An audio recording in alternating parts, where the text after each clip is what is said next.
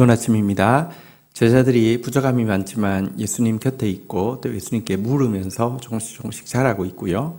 또 예수님도 제자들을 성장시키기 위해서 질문하실 때가 종종 있습니다. 오늘 예수님의 질문과 그것에 대한 제자의 답변, 그리고 그것을 통하여서 예수님께서 더 깊은 진리로 또 자라게 하시는 장면 보도록 할까요? 마태복음 8장 27절에서 33절 말씀입니다. 27절, 예수와 제자들이 빌립보 가이사랴 여러 마을로 나가실새 길에서 제자들에게 물어 이르시되 사람들이 나를 누구라고 하느냐? 28절, 제자들이 여짜와 이르되 세례 요한이라고 하고 들어는 엘리야, 들어는 선지자 중 하나라 하나이다. 자, 예수님께서 이 가이사랴 빌립보 지방에 전도를 위해서 가실 때 로상에서 제자들에게 물으셨습니다. 질문을 하시죠. 예수님은 질문하실 때는 의도가 있고 또 정답이 있고 또 그 질문을 통하여서 또 키우시죠. 사실은 사람이 깨달음에 있어서도 그렇고 성장에 있어서도 그렇고 질문하는 것 혹은 또 질문 받는 것은 굉장히 중요한 방법입니다. 예수님도 이 방법을 사용하셨고요. 또 유대인들의 교육에서 질문하고 대답하고 또 학생이 선생에게 질문하고 또 상호간에 질문하고 이게 굉장히 좀 중요한 학습 방법이기도 합니다. 자, 너희는 사람들은 나를 누구라고 하느냐 이렇게 물으셨습니다. 그러자 제자들이 아주 이건 쉬운 질문이어서요 아주 막 신나게 대답했습니다.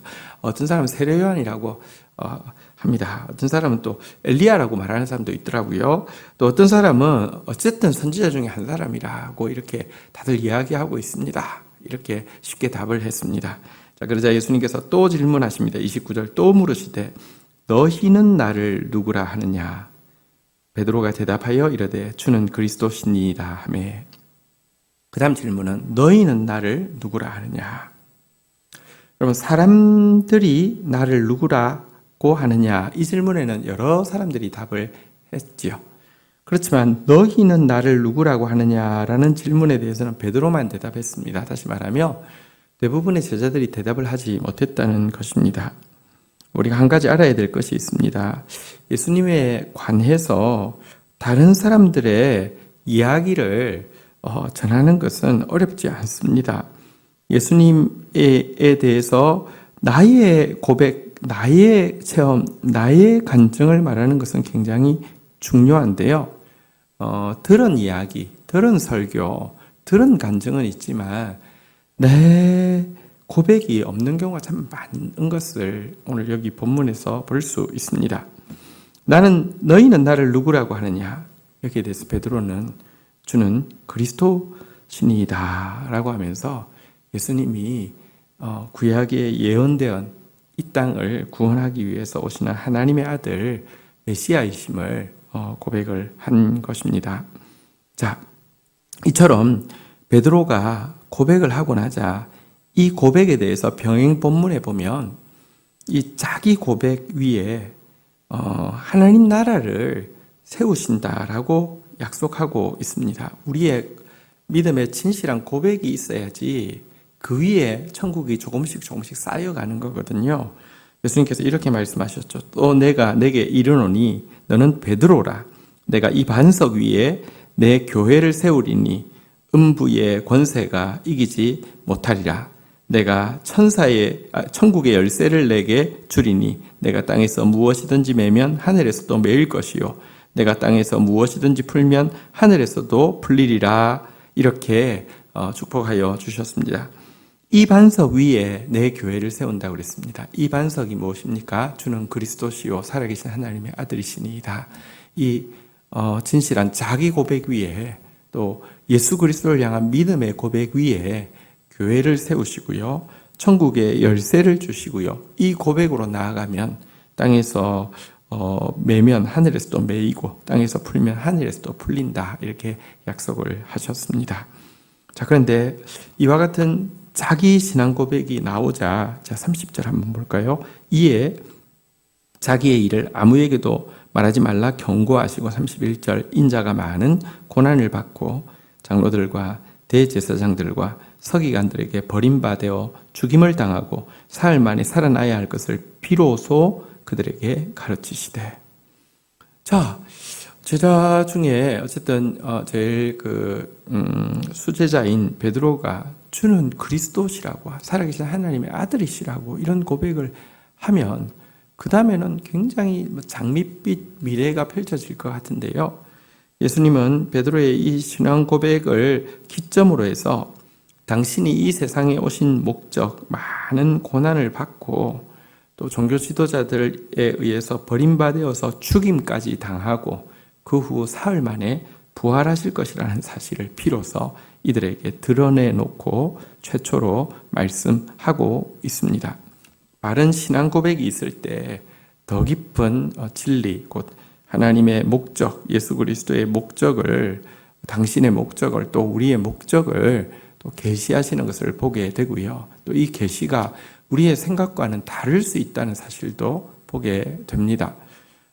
이 예수님의 이 고난과 죽으심과 부활에 대한 예언 앞에서 제일 당혹할 사람은 누구일까요? 바른 답, 주는 그리스도시요 살아계신 하나님의 아들이시니이다. 이 고백을 한 베드로였습니다. 어떻게 반응하고 있습니까? 32절 드러내놓고 이 말씀을 하시니 베드로가 예수를 붙잡고 항변하매. 자, 이 말씀을 하자 베드로가 예수님을 붙잡고 항변을 했습니다.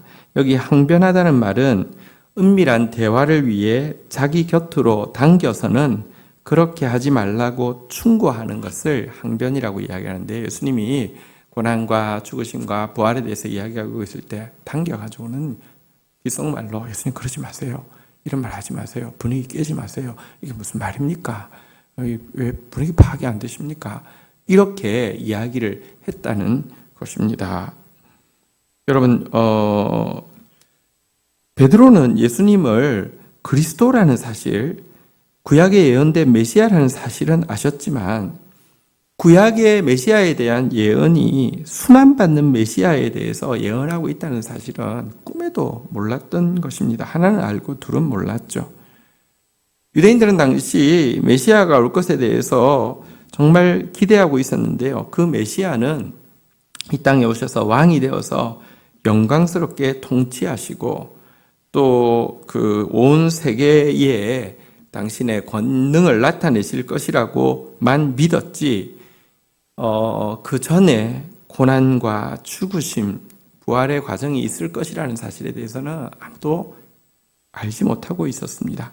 그러나 사실 생각해 보면 구약의 메시아에 대한 예언이 그렇게 많은데 그 많은 예언이 끊임없이 메시아의 고난에 대해서, 메시아의 죽으심에 대해서, 메시아의 부활에 대해서 예언하고 있는 것은 전혀 알지 못했습니다.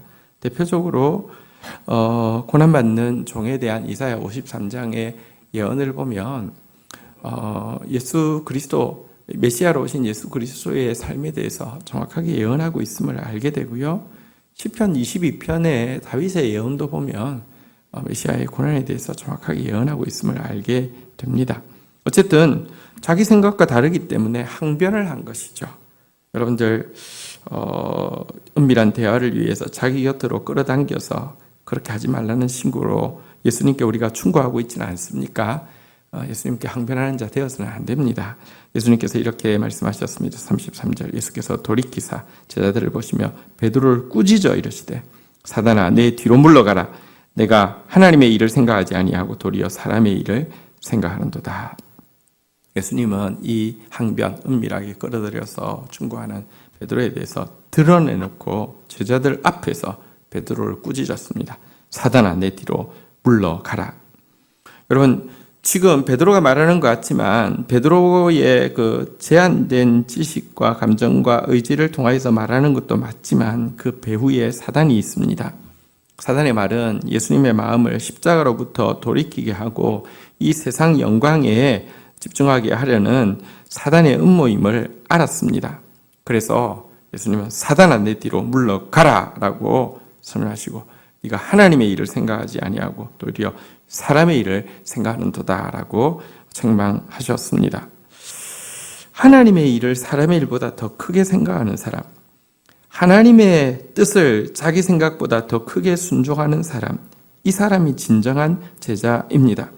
그렇게 되기 위해서는 하나님의 말씀을 통하여서 주의 속마음과 주의 뜻을 알아야 또 점점 더 깊이 순종하게 될 것입니다.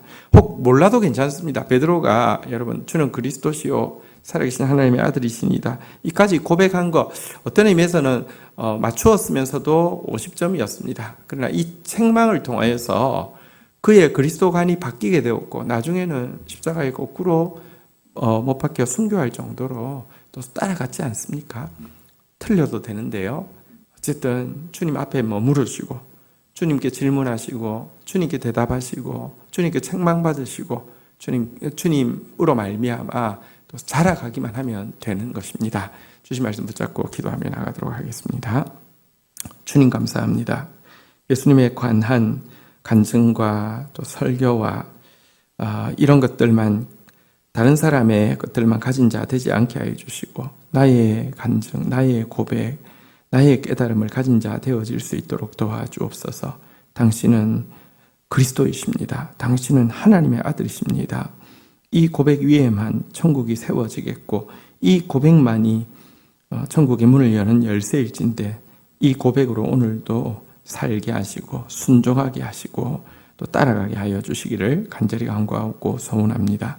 주님, 우리가 구원자이신 주님께 기대하는 것이 세상적인 영광이고 나의 안위와 내가 생각하는 꿈이 이루어지는 것만 되어지는 그런 저급한 신앙에 머무르지 않도록 도와주시옵소서.